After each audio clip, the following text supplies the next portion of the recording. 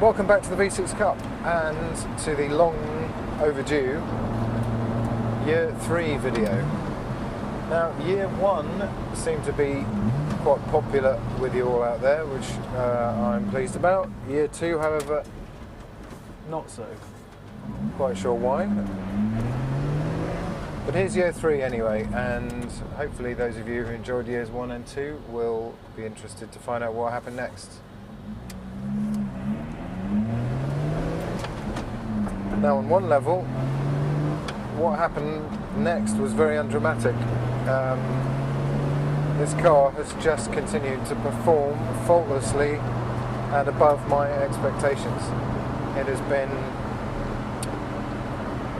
I'd say that this car's predecessor was my Elise sports racer, and I owned that for 5 years, and in 5 years there was no single issues or reason to complain about the car whatsoever. It was completely faultless, and this car has carried on that tradition, which is deeply impressive really, considering the use I've had out of it. So this is now a candidate for the best car I have ever owned. Just saying that, I'm expecting to see warning lights come on, just saying that, tempting fate. This car is actually in a month's time about to mark its 4th year since it was built and since I bought it. So in June it will be 4 years old. So here's the car going over 16,000 miles for the first time. It was a pretty wet day, and it's the sort of weather where you have to give the otherwise excellent Avon ZZRs a lot of respect. Aquaplaning is a risk at high speed, but otherwise it's an amazing tyre in the wet and the dry. Phenomenal track performance and good durability. Completely rate the Avon ZZR for the track for any Exige V6. Here's what the car looked like afterwards. It's about as dirty as the car ever gets, so it's time for a good wash. I've only ever hand washed this car myself gently. It's never been near a jet wash, and it's the perfect time to really sort of look over the car in some detail, and I'm able after this to take you on a tour of the stone chips and marks that are evident on the car after 16,000 miles. Quick bollocking by the wife coming up here for spending so much time on the car, which looks a lot better in fast forward. To be fair to her though, she has to put up with quite a lot. So here it is, clean again in all its motorsport green glory, and this is a colour I just have not tired of in 4 years or whatsoever. It's utterly gorgeous to my eye, and it's spectacularly light sensitive, so you kind of get several different shades of green every time you look at it.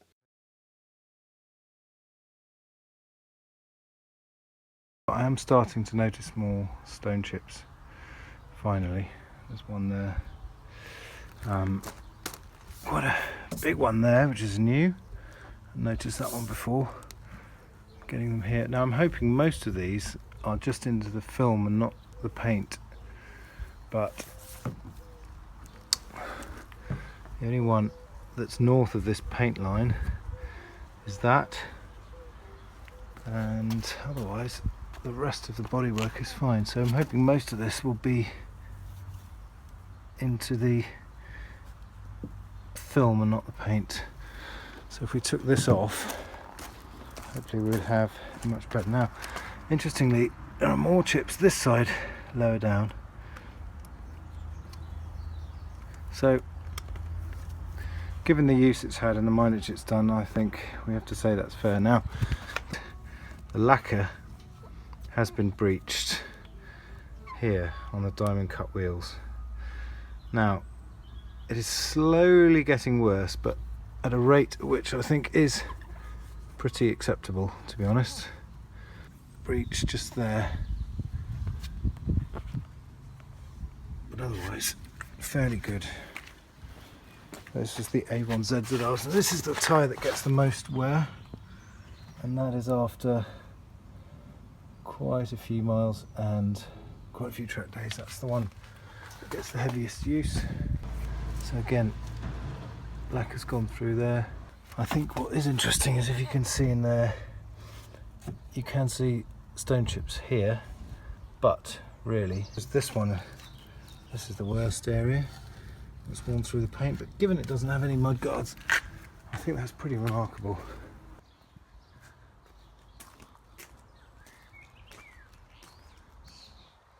So, faults then. There have been some in the last 4 years. In terms of stuff that has happened outside of warranty, and in terms of stuff that's happened in the last year, there was a fault code that was thrown up, and I saw a little spanner on the dashboard, and it turned out to be a clutch actuator. It cost £18, that's £18 to fix, and all is well. So that was it, and I have to consider that mighty impressive, really, given this car is used to the full on track, and it is still on its original front brake pads. I've just had the rears replaced. It is absolutely bog standard, this car, apart from two things. One, I have the hydraulic fluids replaced with Castrol SRF on the recommendation of the dealer, and the other is I have a TRD air filter. I thought I'd put it on just to see if I could tell any difference, and I can't tell any difference at all. But it's the sort of car that doesn't need any mods. It comes out of the box, track ready, track capable, performs so well on road and track as it is. Sample of its overtaking ability hopefully will come up soon. Some 3,000 revs, 40 miles an hour.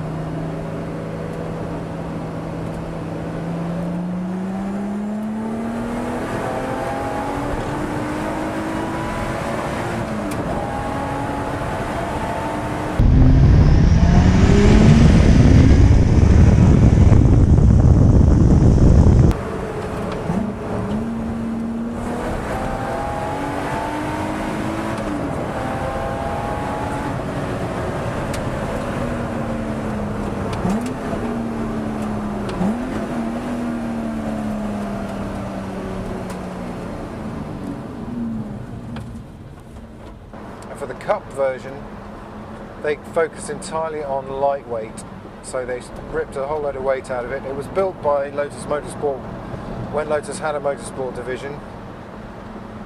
They took these off the production line and then they were finished in the motorsport division, which is a separate building where they only have race engineers working on real race cars. And these cars all went through that process and were completely stripped out of everything, including sound deadening, which is why this is one of the more difficult cars to get the audio right with. It's also why this car is something you need earplugs for on longer journeys, or as I use, sound deadening earphones. They work really well. And using that, I have sat-nav, I have radio, I have everything I need. So I haven't missed the radio at all in 4 years. The stereo, completely redundant. I'd much rather have this. And this is my first supercharged car that I've ever owned, and I have to say I'm rather fond of it. I was always attracted to superchargers as a fan of the Mad Max movies. I like the idea, I like the name, but in reality I think they offer much better throttle response than a turbo. They offer a much more linear spread of power. From an engineering point of view, that makes them work really nicely on the road and track, but particularly in the wet. And in the wet you can have fun with this car in a way I just don't believe you'd be able to do with a turbocharged version. I just think the power delivery is too spiky with the turbo, and for holding big slides and drifts, I think the supercharger really pays dividends there. You don't hear much whine actually. The actual supercharger noise is very muted in the standard cars. I quite liked it in the S2 Exiges when you had a bit more supercharger whine. However, I like them. I like superchargers. I will happily have another supercharged car.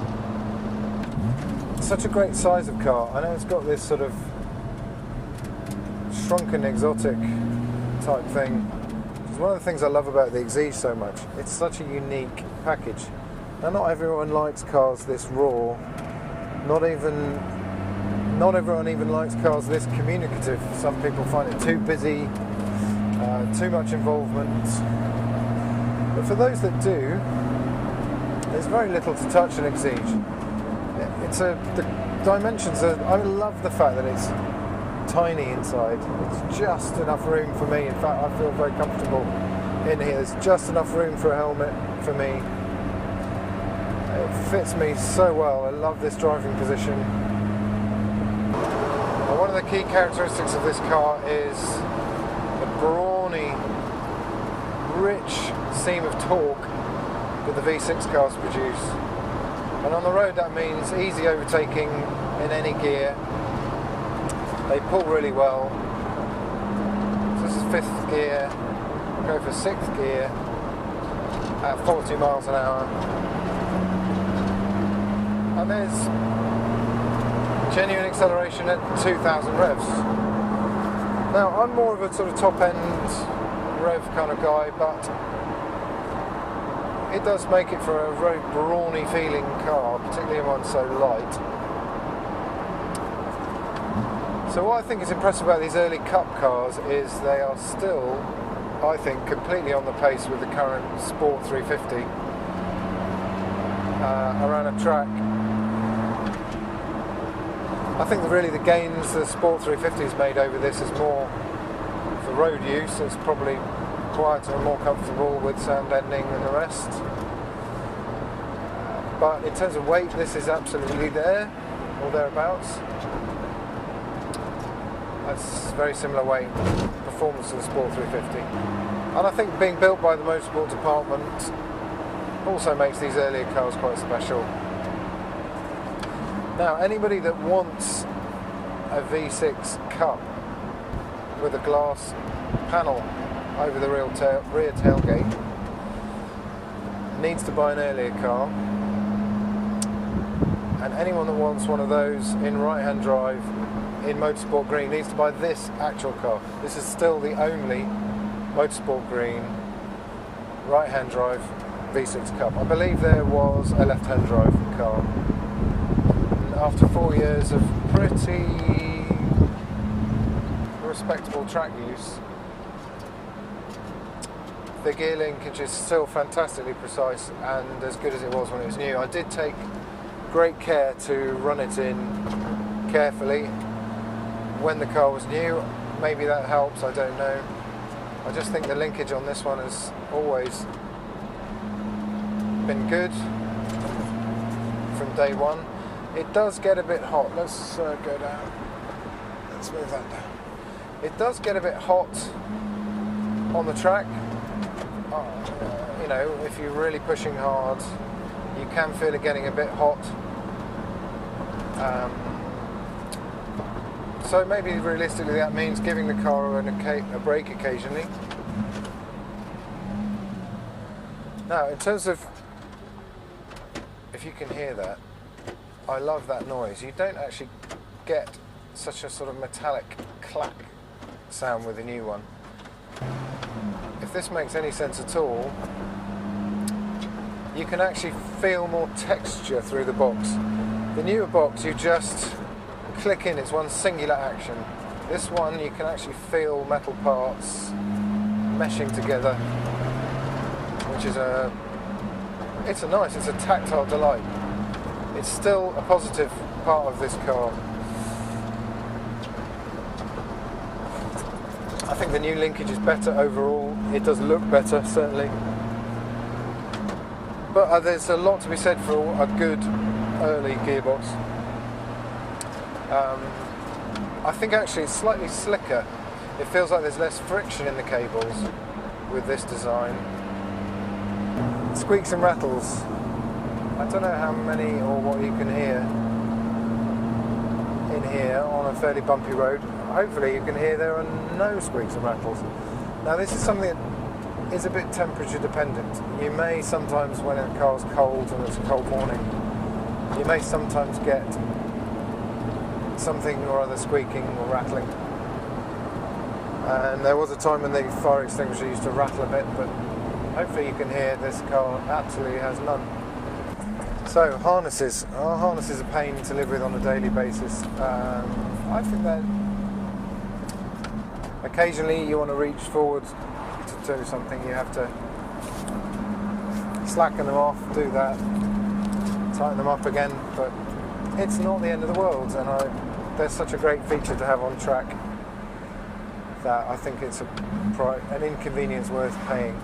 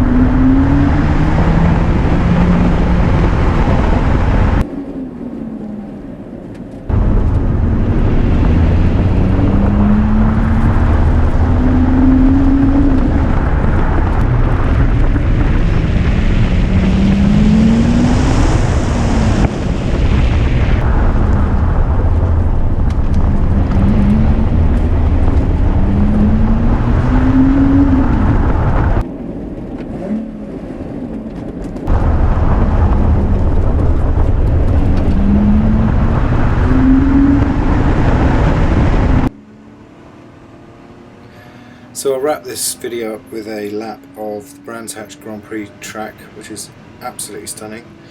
One of my favourite tracks in the world. And coming down here into Paddock Hill Bend, you can see the body control here through compression is just fantastic. I was expecting the front splitter to ground out here, but it didn't make any contact at all day.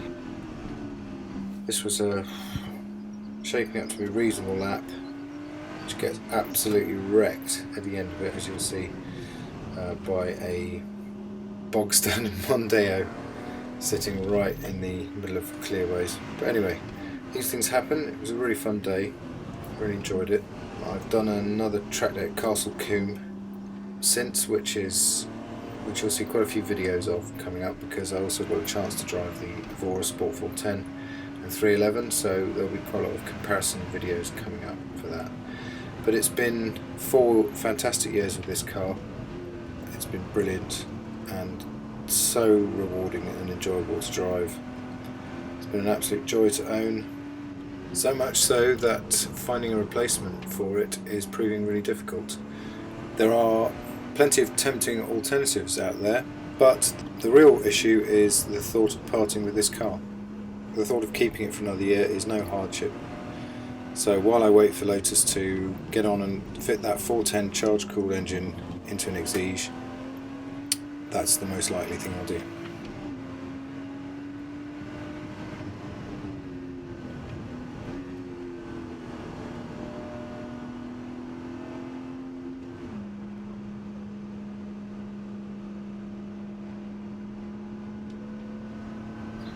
Thanks as always for watching.